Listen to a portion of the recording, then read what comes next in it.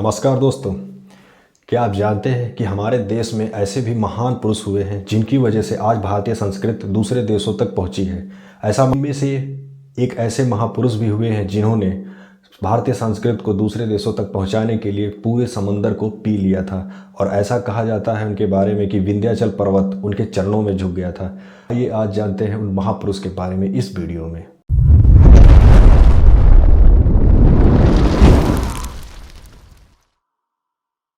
जी हाँ दोस्तों, मैं बात कर रहा हूँ भारतीय संस्कृति के अग्रदूतों में से एक महर्षि अगस्त्य की।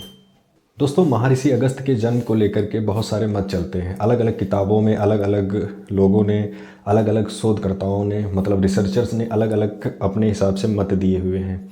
लोगों का मानना है कि महर्षि अगस्त्य के जन्म के बारे में अभी तक कोई ठोस सबूत या ठोस तिथि का पता नहीं चल पाया है। लेकिन अगर आप सोशल मीडिया पे आप उसको सर्च करते हैं, सोशल मीडिया पे आप देखते हैं उनके जन्म के बारे में, तो ऐसा बताया जाता है कि उनका जन्म आज से लगभग 3000 ईसा पूर्व काशी में हुआ था। अगर आप सोशल मीडिया पे इस चीज़ को सर्च करते हैं महर्षि अगस्त्य के बारे में, तो वहाँ पे आपको दिखाएगा कि उनका जन्म आज से 3000 वर्ष पूर्व काशी में हुआ था, जो जिसको बनारस बोलते हैं पे अगस्त्य जी का जन्म हुआ था। उस जगह को आज अगस्त्य कुंड के नाम से भी जाना जाता है। दोस्तों, महर्षि अगस्त्य जी ने शादी भी की थी और उनकी पत्नी भी थी, जो उनकी मैरिज लाइफ भी थी। उनकी पत्नी का नाम लोपामुद्रा था, जो विदर्भ देश की राजकुमारी थी। दोस्तों, विदर्भ देश जो है आज के मैप में महाराष्ट्र में पड़ता है, जो कि नागपुर और अमरावती के डिवीजनों से मिलकर।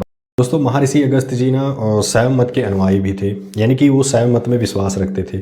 शैव मत की अगर हम बात करें तो ये हिंदू धर्म की एक ब्रांच होती है, जिसके अंतर्गत कुछ ऐसे लोग आते हैं जो लोग भगवान शिव की पूजा आराधना करते हैं। जैसे कि महर्षि अगस्त्य जी काशी विश्वनाथ में शिव जी की पूजा पाठ किया करते थे।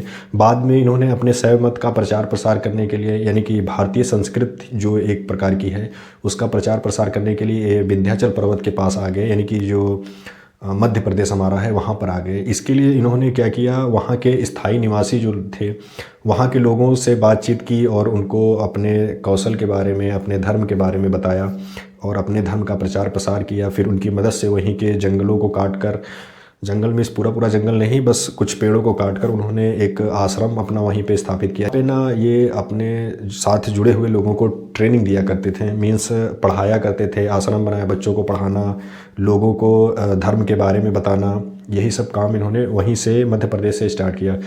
दक्षिण भारत की ओर जाना चाहते थे, लेकिन उस समय, अगर हम उस समय की बात करें तो सबसे बड़ी दिक्कत ये थी कि विंध्याचल पर्वतमाला इनके आगे एक बहुत बड़ी समस्या थी। मीन्स कि अगर आपको जाना है तो विंध्याचल पर्वत को आपको पार करके जाना होगा, जो कि उस समय की बहुत बड़ी समस्या थी, क्योंकि विंध्याचल पर्वत जो था ना वो बहुत घना माना जाता था, कोई भी उसको उस समय पार नहीं कर सकता था। इसलिए इसका चैलेंज महर्षि अगस्त्य जी ने उठाया कि मैं इसको पार करूंगा, और उन्होंने बड़ी ही साहस और धैर्य के साथ में इस काम को कर दिखाया। साथ में ही जो लोग इनके साथ में गए थे उनका भी साहस बना कि किसी भी जंगल या किसी भी विपदा को पार कर सकते हैं। यानी मतलब कि अगर आपके काम के आगे या आपके लक्ष्य के आगे कोई भी बड़ा से बड़ा पर्वत अगर आता है तो आप उसको भी झुका सकते हैं। इसीलिए इनके बारे में ये लाइन बोली जाती है कि इन्होंने विंध्याचल पर्वत को अपने चरणों में झुका दिया था। चरणों में झुकाने का मतलब यही हुआ कि उस समय जब कोई भी पार नहीं करना चाहता था पर्वत को, तब अगस्त्य जी ने हिम्मत करके उस पर्वत को पार किया। दोस्तों, अगर हम शैव मत के बारे में अगर बात करें तो शैव मत के अनुयायियों का मानना होता है कि जो हमारी ये दुनिया है, यानी कि जो हमारा ब्रह्मांड है, वो तीन देवताओं से चलता है, ब्रह्मा, विष्णु और महेश। जिसमें से ये बताया जाता है कि जो हमारे ब्रह्मा जी हैं उन्होंने इस सृष्टि को बनाया हुआ है, और विष्णु जी इस सृष्टि को चलाते हैं, और जो शंकर जी हैं वो जो इस सृष्टि में पापी लोग हैं, मीन्स राक्षस टाइप वाले जो लोग हैं, उनका विनाश करने के लिए शंकर जी हैं। तो और अगर हम D4 देखें, यानी कि डिस्ट्रॉयर, जो कि है शंकर भगवान जी। दोस्तों, जो शैव मत के मानने वाले थे ना, वो उनका एक और काम हुआ करता था, वे ना शंकर जी की तरह ही ध्यान मग्न हुआ करते थे। मीन्स वो ना तपस्या करते थे, उपासना करते थे, उनकी तरह ही ध्यान करते थे। जैसे शैव मत के डिफरेंट डिफरेंट टाइप्स भी हैं जो इसके अंतर्गत आते हैं, जिसमें अलग अलग लोग अलग अलग जगहों पर अलग अलग देवी देवता को मानते हैं, लेकिन वे जुड़े इसी शैव मत से हैं। उसके बारे में हम आइए बात करते हैं। तो 4 प्रकार के शैव मत के अनुयायी होते हैं। केदारनाथ संप्रदाय। इस संप्रदाय में केदारनाथ मंदिर को प्रमुख धार्मिक स्थल माना जाता है। यहाँ पर शिव के 5 धामों में से एक है।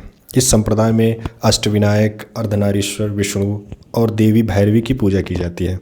दूसरा हमारा संप्रदाय आता है ब्रह्मलिंग संप्रदाय। या इस संप्रदाय में ब्रह्मलिंग जी को माना जाता है जो शिव का प्रतिरूप है। दूसरे हमारे वीर शैव संप्रदाय आता है हमारा। इस संप्रदाय में वीर शैव साधक अपने गुरु के आदेश का पालन करते हैं और शिव की उपासना करते हैं।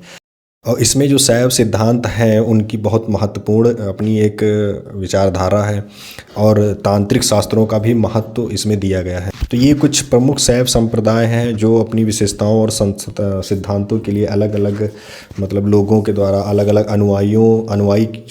अनुयायी वर्ग जो है उनके द्वारा काफ़ी ही फेमस है, काफ़ी ही आकर्षित करते हैं लोगों को इनसे जुड़ने के लिए।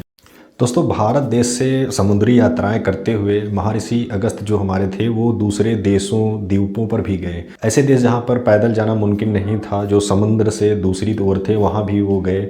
जैसे कि कंबोडिया, श्रीलंका और मालदीव वगैरह ऐसे देशों पर वे जब दक्षिण में जब उन्होंने अपना प्रचार प्रसार कंप्लीट कर लिया या पूरा कर लिया, उसके बाद में उन्होंने समुद्री यात्राएँ करके वे दूसरे देशों में गए। ऐसा माना जाता है कि उन्होंने इतनी ज़्यादा समुद्री यात्रा की थी, दूसरे देशों तक आए गए थे अपने प्रचार प्रसार के लिए, कि उस समय जो लोग उनके कुलीग थे या जो उनके टच में रहते थे उनका मानना था कि उन्होंने समंदर पी लिया था। समंदर पीने का मतलब ये हुआ कि उन्होंने इतना ज़्यादा यात्राएं की थी, उनको एक एक रास्ता, एक एक चीज़ पता हो गया था कि कहाँ कौन सा देश है। उस समय की बात है ये। तो दोस्तों, समंदर पी लेने का मतलब यही था कि उन्होंने इतना ज़्यादा समुद्री यात्राएं की थी कि उनको एक एक रास्ता, एक एक देश और एक एक द्वीप जो हमारे भारत देश के आसपास था या उस समय जो भी जहाँ तक उनकी पहुँच थी उनको सारा पता था। इसीलिए उनको ये कहा जाता था कि इन्होंने समंदर पी लिया था। दोस्तों, इसीलिए कहा जाता है कि महर्षि अगस्त्य ने समुद्री यात्राओं में महारत हासिल कर ली थी।